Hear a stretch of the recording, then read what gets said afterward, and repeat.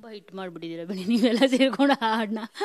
So ಇನ್ನು ಅದಾದಮೇಲೆ ನಿಮಗೆ ಟಫ್ ಸಿಚುವೇಶನ್ ಅಂತಂದರೆ ನಿಮ್ಮ ಕ್ಯಾಪ್ಟನ್ಸಿನ ಬಿಟ್ಕೊಟ್ಟಿದ್ದು. ಸೊ ಅಫ್ಕೋರ್ಸ್ ಕೆಲವರು ತುಂಬ ಜನ ಅಪ್ರಿಷಿಯೇಟ್ ಮಾಡಿದ್ದು ನಿಮ್ಮ ಸ್ವಾಭಿಮಾನನ ಅಪ್ರಿಷಿಯೇಟ್ ಮಾಡಿದ್ರೆ, ಕೆಲವರು ಎಲ್ಲೋ ಒಂದು ಕಡೆ ಕ್ಯಾಪ್ಟನ್ಸಿನ ಬಿಟ್ಕೊಟ್ರಾ, ಸೊ ನಿಮಗೆ ಕ್ಯಾಪ್ಟನ್ ಆಗೋದಕ್ಕೆ ಆಗಲಿಲ್ಲ.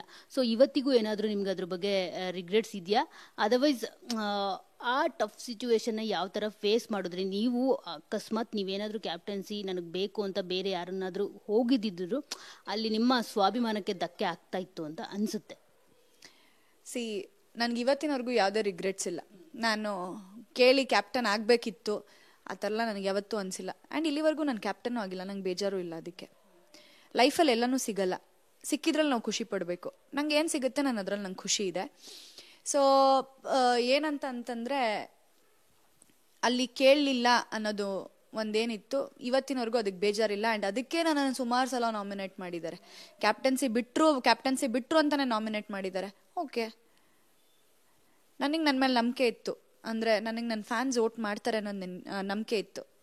ಅಂದರೆ ಇವಾಗೇನು ಕ್ಯಾಪ್ಟನ್ ಆದರೆ ಏನು ಸಿಗುತ್ತೆ? ಇಮ್ಯುನಿಟಿ ಸಿಗುತ್ತೆ. ಒಂದು ವಾರ ನಾವು ಸೇವ್ ಆಗ್ತೀವಿ, ನಾಮಿನೇಟ್ ಆಗಲ್ಲ. ಓಕೆ, ನನಗೆ ಫ್ಯಾನ್ಸ್ ಇದ್ದಾರೆ, ನನ್ನ ಸೇವ್ ಮಾಡ್ತಾರೆ ಅನ್ನೋ ಒಂದು ನಂಬಿಕೆ ಇತ್ತು ನನಗೆ. ಆ್ಯಂಡ್ ಅಲ್ಲೆಲ್ಲೋ ನಾನು ಬಿಟ್ಕೊಟ್ಟು ಹೋಗಿ ಕೇಳೋಕ್ಕೆ ನಂಗೆ ಇಷ್ಟ ಇರಲಿಲ್ಲ, ನಾನು ಕೇಳಲಿಲ್ಲ. ಈವನ್ ಸುದೀಪ್ ಸರ್ ಸಹ ನೀವು ಎಲ್ಲರೂ ಎಕ್ಸ್ಪೆಕ್ಟ್ ಮಾಡಿರ್ತಾರೆ ಮೋಕ್ಷಿತಾಗೆ ಈ ಸರಿ ತುಂಬ ಕ್ಲಾಸ್ ಆಗುತ್ತೆ ಈ ವೀಕೆಂಡಲ್ಲಿ ಅಂತ, ಬಟ್ ಅವ್ರೇನು ಹೇಳಲ್ಲ, ಒಂದು ರೀತಿ ಅಪ್ರಿಷಿಯೇಟ್ ಮಾಡೋ ಥರನೇ ಇರುತ್ತೆ. ಅಂದರೆ ನಿಮ್ಮ ಆಯ್ಕೆ ಅದು ಅಂತ. ನಿಮ್ಮ ಆಯ್ಕೆ. ಆಮೇಲೆ ಅದರ ಜೊತೆಗೆ ಒಂಚೂರು ಬುದ್ಧಿ ಮಾತು ಹೇಳಿದ್ರು ಅವ್ರು ಹೇಳಿದ ಬುದ್ಧಿ ಮಾತು ನಂಗೆ ಮುಂದಿನ ವಾರಕ್ಕೆ ಹೆಲ್ಪ್ ಆಯಿತು. ಯಾರು ನನಗೆ ಅಂದರೆ ನಾಮಿನೇಟ್ ಮಾಡ್ತಾರೆ, ಕ್ಯಾಪ್ಟನ್ಸಿ ಬಿಟ್ಕೊಟ್ರು, ಇವ್ರು ಈಗೋಯಿಂದ ಅವ್ರು ಕ್ಯಾಪ್ಟನ್ಸಿ ಬಿಟ್ಕೊಟ್ರು ಅಂತ ನಾಮಿನೇಟ್ ಮಾಡ್ತಾರೆ, ಅವರೇ ಮುಂದಿನ ವಾರದಲ್ಲಿ ಮೋಕ್ಷಿತಾ ಅವರು ಮಾನಸಿಕವಾಗಿ ತುಂಬ ಸ್ಟ್ರಾಂಗ್ ಆಗಿದ್ದಾರೆ ಅಂತ ಹೇಳಿ ನನ್ನ ಬಗ್ಗೆ ಮಾತಾಡ್ತಾರೆ. 2 ಕಾಂಟ್ರಡಿಕ್ಟರಿ ಸ್ಟೇಟ್ಮೆಂಟ್ಸ್ ಅಲ್ಲೇ ಬರುತ್ತೆ. ಸೊ ಅವಾಗ ನಾ ಹೇಳ್ತೀನಿ, ಈ ಮಾತಿಗೆ ನನಗೆ ಗರ್ವ ಇದೆ, ನಿಮ್ಮ ಟೀಮ್ಗೆ ಬರ್ತೀನಿ ಅಂತ ಹೇಳಿ. ಸೊ ಅಲ್ಲೇ ಗೊತ್ತಾಗುತ್ತೆ ಅವ್ರ ಮನ್ಸಲ್ಲಿ ಇರೋದೊಂದು ಆಚೆ ಬರೋದೊಂದು ಅನ್ನೋದು ನೀಟಾಗಿ ಗೊತ್ತಾಗ್ತಾ ಇತ್ತು ಅಲ್ಲೇನೆ.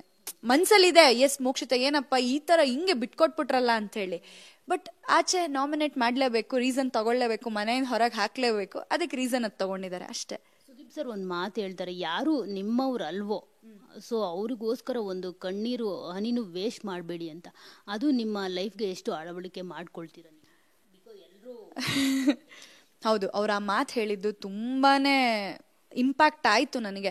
ಅದು ಅವರು ಹೆಂಗೆ ಹೇಳಿದ್ರು ಅಂತಂದರೆ, ನೀವು ನೋಡಿರ್ಬೋದು ಅವ್ರು ಹೇಳಿದ ಫೋರ್ಸ್ ಹೇಗಿತ್ತು ಅಂತ. ಆಮೇಲೆ ನನಗೆ ಅನ್ನಿಸ್ತು, ಹೌದು ನಾನು ಯಾಕೆ ಬೇರೆಯವ್ರಿಗೋಸ್ಕರ ಅಷ್ಟು ಅಳಬೇಕು? ಆ್ಯಂಡ್ ಅವ್ರು ಬಂದು ಈಗ ಸಿಕ್ಕಿರೋದು ನಂಗೆ ಈ ಒಂದು ಜರ್ನಿಲಿ ಅವ್ರು ಸಿಕ್ಕಿರೋದು, ಅವ್ರಿಗೋಸ್ಕರ ನಾನು ಅಷ್ಟು ಅಳೋದ್ರಲ್ಲಿ ಇದಿಲ್ಲ, ಇಟ್ಸ್ ನಾಟ್ ವರ್ತ್ ಅಂತ ಹೇಳಿ ಅನ್ನಿಸುತ್ತೆ. ಬಟ್ ಅಂತೀನಿ, ಬಟ್ ಅದೇ ಅವ್ರು ಸಾರಿ ಕೇಳೋವಾಗ, ಒಂದು ಹಾಡು ಹಾಡೋವಾಗ ಮತ್ತೆ ಅದು ಬಂದ್ಬಿಡುತ್ತೆ. ಆ ಎಮೋಷನ್ಸ್ ಏನೂ ಮಾಡೋಕ್ಕಾಗಲ್ಲ. ಅದೇನೇ ಬಿಕಾಸ್ ಆ ಎಮೋಷನ್ಸ್ ಏನಿತ್ತು ಟುವರ್ಡ್ಸ್ ದಟ್ ಪರ್ಸನ್, ಅದು ಫೇಕ್ ಅಲ್ಲ, ಅದು ಟ್ರೂ ಆಗಿದ್ದಕ್ಕೆ ಬಂದಿದ್ದು. ಓಕೆ, ಬಟ್ ಸರ್ ಹೇಳಿದ ಮಾತಂತೂ ಅದು 100% ಸತ್ಯ. ಅದನ್ನು ತಗೊಂತು ಅಂತಂದರೆ ನಾವು ಲೈಫಲ್ಲಿ ತುಂಬ ಸ್ಟ್ರಾಂಗ್ ಆಗಿರ್ತೀವಿ.